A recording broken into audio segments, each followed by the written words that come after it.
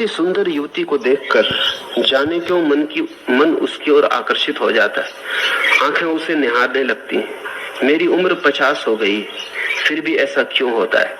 क्या यह वासना है या प्रेम या सुंदरता की स्तुति? कृपया मेरा मार्ग निर्देश करें। ऐसा होता है निरंतर, क्योंकि जब दिन थे तब दबा लिया तो रोग बार बार उभरेगा।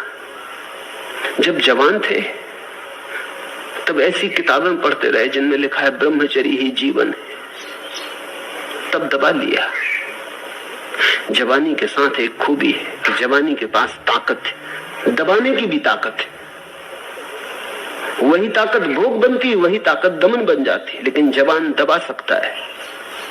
मेरे अनुभव में अक्सर ऐसी घटना घटती रही है। लोग आते रहे कि 40 और 45 साल के बाद बड़ी मुश्किल खड़ी होती जिन्होंने भी दबाया, क्योंकि 40-45 साल के बाद वो ऊर्जा जो दबाने की थी वो भी क्षीण हो जाती, तो जो दबाए गई वासनाएं थी वो उभर के आती, और जब बेसमय आती तो और भी बेहोदी हो जाती। जवान स्त्रियों के पीछे भागता फिरे, कुछ भी गलत नहीं है, स्वाभाविक है।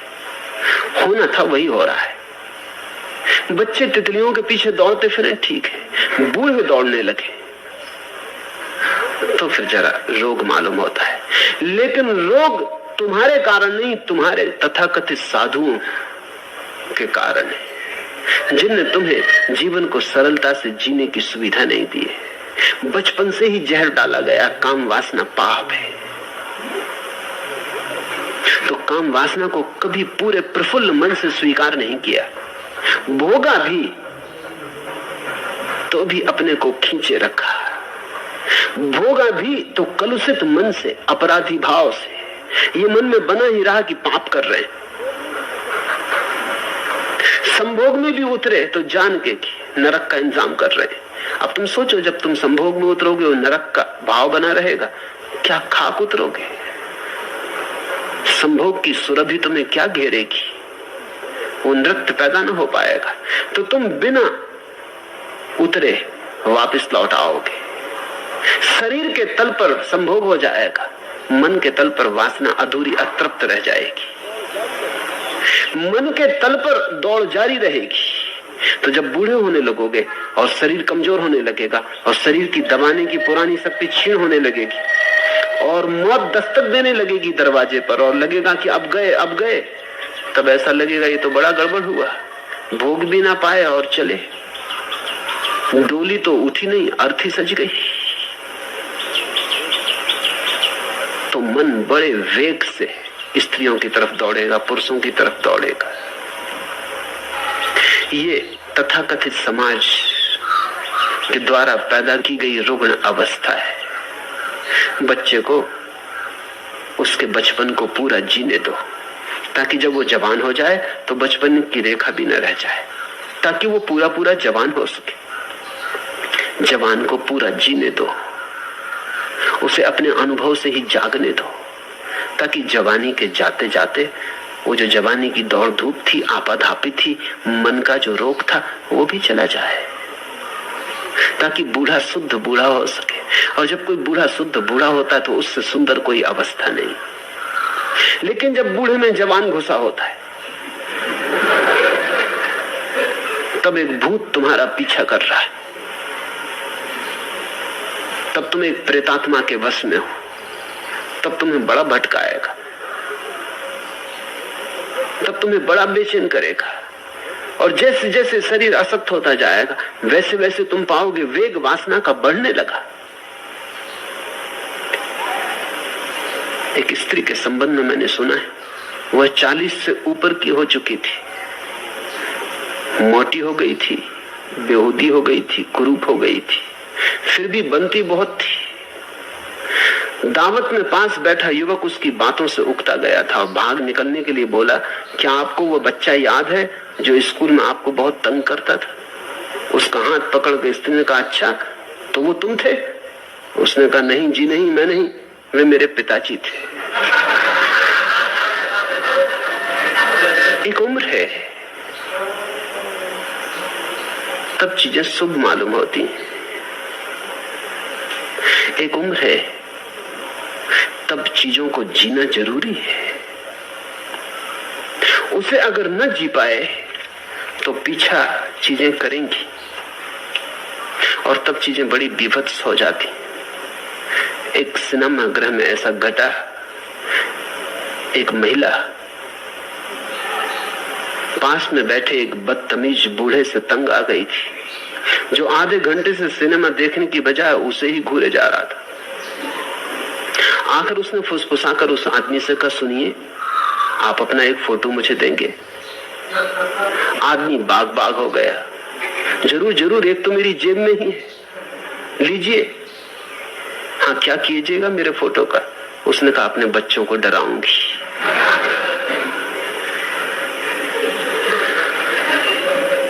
सावधान रहना। वही जो एक समय में शुभ है, दूसरे समय में अशुभ हो जाता। वही जो एक समय में ठीक था, सम्यक था, स्वभाव के अनुकूल था, वही दूसरे समय में अरुचिपूर्ण हो जाता, बेहुदा हो जाता। तो जिन मित्र ने पूछा है,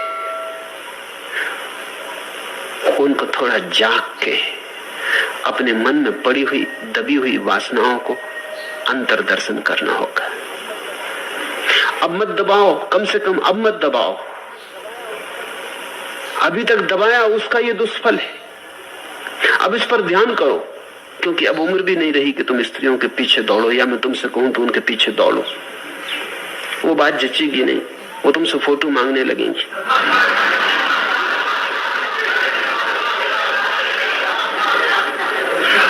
अब जो जीवन में नहीं हो सका उसे ध्यान में घटाओ।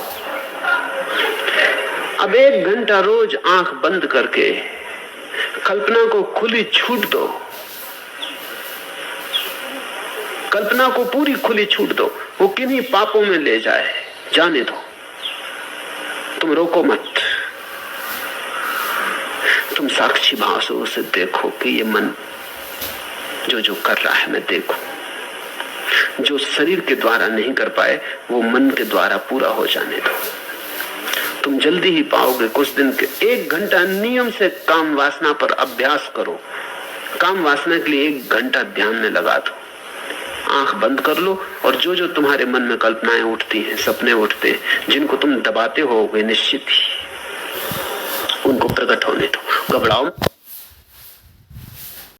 मत, क्योंकि तुम अकेले हो। किसी के साथ कोई तुम पाप कर भी नहीं रहे, किसी को तुम कोई चोट पहुंचा भी नहीं रहे, किसी के साथ तुम कोई अभद्र व्यवहार भी नहीं कर रहे कि किसी स्त्री को घूर कर देख रहे हो।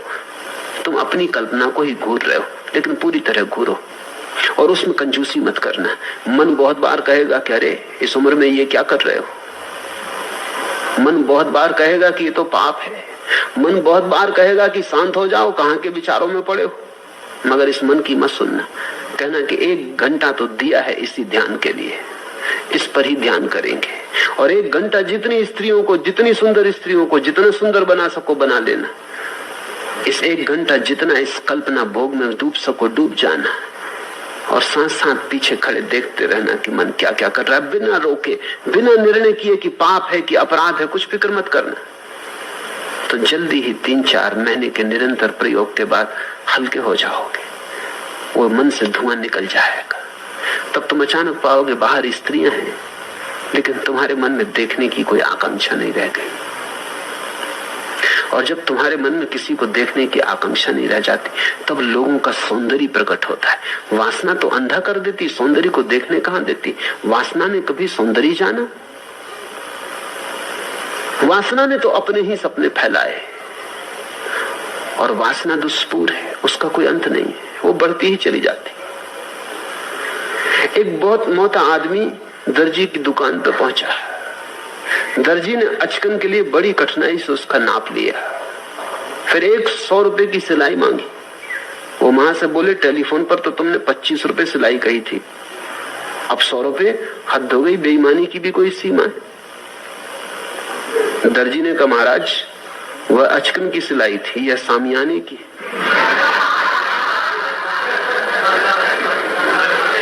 अचकने सामियाने बन जाती। वासना फैलती ही चली जाती है, तंबू बड़े से बड़ा होता चला जाता है। अचकंटक ठीक था, लेकिन जब सामियाना ढोना पड़े चारों तरफ तो कठिनाई होती। मैं अड़चन समझता हूं, लेकिन अड़चन का तुम मूल कारण ख्याल में ले लेना। तुमने दबाया है, तुमने दमन किया है, तुम गलत शिक्षा और गलत संस्कारों के द्वारा अभिशापित हुए हो।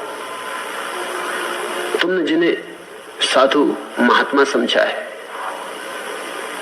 तुमने जिनकी बातों को पकड़ा है, न वे जानते न उन्होंने तुम्हें जानने दिया है।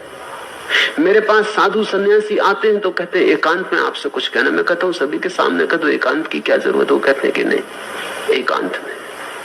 अब तो मैंने एकांत में मिलना बंद कर दिया है, क्योंकि एकांत में जब भी साधु सन्यासी आए तो वो एकांत ही मांगते, और एकांत में एक ही प्रश्न है उनका कि ये काम वासना से कैसे छुटकारा हो। कोई 70 साल का हो गया है, कोई 40 साल से मुनि है, तो तुम क्या करते रहे 40 साल? कहते क्या बताएं, जो जो शास्त्र में कहा है, जो जो सुना है वो करते रहे। उससे तो हालत और बिगड़ती चली गई है। मवाद को दबाया है, निकालना था। घाव पे तुमने ऊपर से मलहम पट्टी की है, ऑपरेशन की जरूरत थी। तो जिस मवाद को तुमने भीतर छिपा लिया वो अब तुम्हारे रग रग में फैल गई। अब तुम्हारा पूरा शरीर मवाद से भर गया है, तो थोड़ी सावधानी बरतनी पड़ेगी। ऑपरेशन से गुजरना होगा, और तुम ही कर सकते हो वो ऑपरेशन, कोई और कर नहीं सकता। तुम्हारा ध्यान ही तुम्हारी शल्य क्रिया होगी। तब 1 घंटा रोज तुम चकित होगे। अगर तुमने 1-2 महीने भी इस प्रक्रिया को बिना किसी विरोध के भीतर उठाए, बिना अपराध भाव के निश्चिंत मन से किया, तो तुम अचानक पाओगे धुएं की तरह कुछ बातें खो गई। महीने 2 महीने के बाद तुम पाओगे तुम बैठे रहते हो, घड़ी बीत जाती, कोई कल्पना नहीं आती, कोई वासना नहीं उठती। तब तुम अचानक पाओगे अब तुम चलते हो बाहर, तुम्हारी आंखों का रंग और अब तुम्हें सौंदर्य दिखाई पड़ेगा, क्योंकि सब सौंदर्य परमात्मा का सौंदर्य है। और स्त्री का पुरुष का कोई सौंदर्य होता है, फूल का पत्ती का कोई सौंदर्य होता है? सौंदर्य कहीं से भी प्रकट हो, सौंदर्य परमात्मा का है, सौंदर्य सत्य का है। लेकिन सौंदर्य को देख ही वही पाता है जिसने वासना को अपनी आंख से हटाया। वासना का पर्दा आंख पे पड़ा रहे, तुम सौंदर्य थोड़ी देखते हो। सौंदर्य तुम देख ही नहीं सकते। वासना कुरूप कर जाती सभी चीजों को। इसलिए तुमने जिसको भी वासना से देखा वही तुम पे नाराज हो जाता है। कभी तुमने ख्याल किया, किसी स्त्री को तुम वासना से देखो वही बेचैन हो जाती, किसी पुरुष को वासना से देखो वही थोड़ा उद्विग्न हो जाता है। क्योंकि जिसको भी तुम वासना से देखते हो उसका अर्थ क्या हुआ? उसका अर्थ हुआ कि तुमने उस आदमी या उस स्त्री को कुरूप करना चाहा। जब भी तुम किसी को वासना से देखते हो उसका अर्थ हुआ कि तुमने किसी का साधन की तरह उपयोग करना चाहा। तुम किसी को भोगना चाहते हो, और प्रत्येक व्यक्ति साध्य साधन नहीं है। तुम किसी को चूसना चाहते हो, तुम किसी को अपने हित में उपयोग करना चाहते हो, तुम किसी के व्यक्तित्व को वस्तु की तरह पद्धलित करना चाहते हो। वस्तुओं का उपयोग होता है, व्यक्तियों का नहीं। लेकिन जब तुम वासना से किसी को देखते हो, व्यक्ति खो जाता है, वस्तु हो जाती है। इसलिए वासना की आंख को कोई पसंद नहीं करता है। जब वासना खो जाती तो सौंदर्य का अनुभव होता है, और जब सौंदर्य का अनुभव होता है तो तुम्हारे भीतर प्रेम का आविर्भाव होता है। प्रेम उस घड़ी का नाम है जब तुम्हें सब जगह परमात्मा और उसका सौंदर्य दिखाई पड़ने लगता है। तब तुम्हारे भीतर जो ऊर्जा उठती, जो अहिर्निश गीत उठता है, वही प्रेम। अभी तो तुमने जिसे प्रेम कहा है उसका प्रेम से कोई दूर का भी संबंध नहीं। वो प्रेम की प्रतिध्वनि भी नहीं, वो प्रेम की प्रतिछाया भी नहीं, वो प्रेम का विकृत रूप भी नहीं, वो प्रेम से बिल्कुल उल्टा है। इसलिए तो तुम्हारे प्रेम को घृणा बनने में देर कहां लगती। अभी प्रेम था, अभी घृणा हो गई। एक क्षण पहले जो मित्र था क्षण भर बाद दुश्मन हो गया। क्षण भर पहले जिसके लिए मरते थे क्षण भर बाद उसको मारने को तैयार हो गए। तुम्हारा प्रेम प्रेम है, घृणा का ही बदला हुआ रूप मालूम पड़ता है। प्रेम सिर्फ तुम्हारी बातचीत है। प्रेम तो उनका अनुभव है जिनकी आंख से वासना गिर गई, जिन्हें सौंदर्य दिखाई पड़ा, जिसे सब तरफ उसके नृत्य का अनुभव हुआ। जिस सब तरफ परमात्मा की पग ध्वनि सुनाई पड़ने लगी, फिर प्रेम का आविर्भाव होता है। प्रेम यानी प्रार्थना, प्रेम यानी पूजा, प्रेम यानी अहोभाव, धन्यता, कृतज्ञता। नहीं, अभी तुम्हें प्रेम का अनुभव नहीं हुआ, अभी तो तुमने वासना को भी नहीं जाना। प्रार्थना को तुम जानोगे कैसे? वासना को जानो ताकि वासना से मुक्त हो जाओ। जब मैं निरंतर तुमसे कहता हूं वासना को जानो, तो मैं यही कह रहा हूं कि वासना को मुक्त होने का एक ही उपाय है, उसे जान लो। जिसे हम जान लेते हैं उसी से मुक्ति हो जाती है।